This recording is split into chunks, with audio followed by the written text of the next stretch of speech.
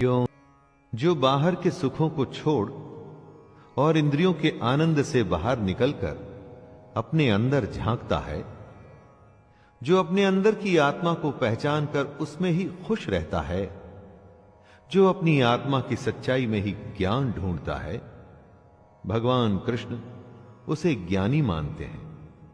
बाकी तो बस हैं, और अगर वो भी नहीं होंगे तो कुछ फर्क नहीं पड़ेगा। कृष्ण कहते हैं कि ऐसे ज्ञानी ही ब्रह्म को प्राप्त होते हैं। लेकिन दोस्तों, इन सब बातों का यह मतलब बिल्कुल नहीं निकाला जाना चाहिए कि सब कुछ छोड़ के सन्यास लेना है। अरे कर्म तो करना ही है भाई, उसके बिना तो कोई रास्ता ही नहीं। लभन्ते ब्रह्म निर्वाण मृषयः क्षीण कल्मषः छिन्नद्वैधायतात्मानः सर्वभूत हिते रताः। जिनके सारे पाप खत्म हो चुके हैं, जिनके सब शक ज्ञान द्वारा मिट चुके हैं, जो संपूर्ण प्राणियों के हित में लगे रहते हैं, और जिनका जीता हुआ मन अपना काम करते हुए भी परमात्मा में स्थित होता है, वे पुरुष ही शांत ब्रह्म को प्राप्त होते हैं। जैसे लालच में कभी शांति नहीं मिलती, शांति मिलती है संतोष में, उसी तरह से बाहर की चीजों में जो आनंद है वो झूठा है। असली आनंद आपके अंदर है, अपने अंदर, मन में, दूसरों की भलाई में। जो इस तरह से अपने आप पर विजय पा लेता है और इन बातों के कहे अनुसार चलता है, उसी को अंत में ब्रह्म की प्राप्ति होती है। दोस्तों, ज्ञान की शुरुआत होती है मन पर विजय पाने के साथ। लेकिन मन को कैसे जीता जाए? अपनी भावनाओं को कंट्रोल करके। जब भी आप बेहद ज्यादा गुस्सा होते हैं तो आपको पता लगता है, बहुत ज्यादा प्यार में होते हैं तो भी पता लगता है। बस इसी अति को रोकना है। यही वो भावनाएं हैं जिनको नियंत्रण में लाना है। काम क्रोध पर तभी विजय पा पाएंगे जब मन में प्रण करेंगे कि विजय पानी ही है। सोचेंगे ही नहीं तो कभी कुछ होगा ही नहीं दोस्तों।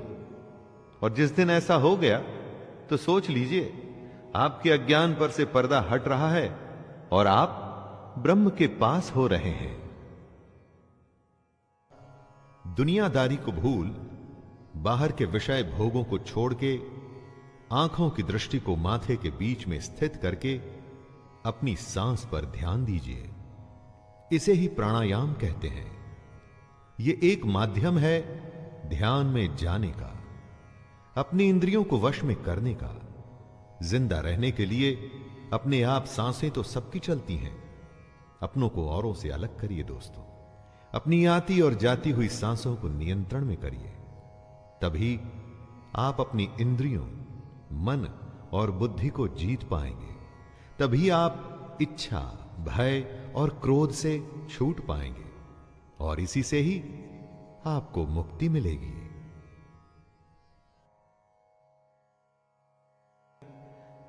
अपने कहे पर चलने वाले को कृष्ण अपना भक्त मानते हैं, जो उन्हें बहुत प्रिय है।